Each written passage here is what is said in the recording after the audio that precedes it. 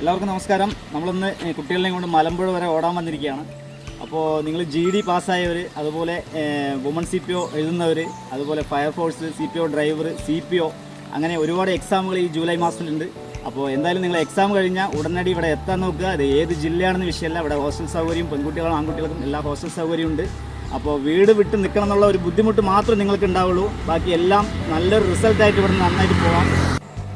നിങ്ങൾ എക്സാം കഴിഞ്ഞ് ഫിസിക്കലി തയ്യാറെടുക്കുന്ന ആളുകൾ നിങ്ങൾ ഒറ്റയ്ക്ക് പ്രാക്ടീസ് ചെയ്യുന്നതും നമ്മൾ ഗ്രൂപ്പായിട്ട് ചെയ്യുന്നതും രണ്ടും വ്യത്യാസമുണ്ട്. ചില ആളുകൾ പറയും ജിമ്മിൽ പോയി ഫിസിക്കലി പാസ്സാകുന്നത്. അത് നിങ്ങൾ നോക്കണ്ട. എന്തായാലും GD ഒക്കെ പാസ്സാണെങ്കിൽ 5 കിലോമീറ്റർ ഓടണമെങ്കിൽ നമ്മൾ നന്നായിട്ട് പ്രാക്ടീസ് ചെയ്യാനേ വേണം. ജിമ്മിൽ പോകണ്ടെന്നല്ല പറഞ്ഞത്, നിങ്ങൾക്ക് സ്ട്രെങ്ത് വേണമെങ്കിലൊക്കെ പോകണം. പക്ഷേ എന്നാലും നിങ്ങൾ ഇവിടെ 5 കിലോമീറ്റർ ഓടണമെങ്കിൽ നന്നായിട്ട് വർക്കൗട്ട് ചെയ്യുന്നേ വേണം. അപ്പോൾ എന്തെങ്കിലും നിങ്ങൾക്ക് അത്യാവശ്യം മാർക്ക് ഉണ്ടെങ്കിൽ നിങ്ങൾ ഇവിടെ എത്താൻ നോക്കുക. അത് ഏത് ജില്ല വിഷയമല്ല, നിങ്ങൾക്ക് നല്ലൊരു റിസൾട്ടായിട്ട് പോകാം. കാരണം നിങ്ങൾ ഒറ്റയ്ക്ക് പ്രാക്ടീസ് ചെയ്യുമ്പോൾ നിങ്ങൾക്ക് ഇഞ്ചുറി വന്നിട്ട് ഇവിടെ ലാസ്റ്റ് ടൈമിൽ വന്നിട്ട് ശരിയാവില്ല. കാരണം ഇഞ്ചുറി വെച്ചിട്ട് നമുക്ക് വർക്കൗട്ടുകൾ ചെയ്താൽ കൊണ്ടേയിരിക്കും.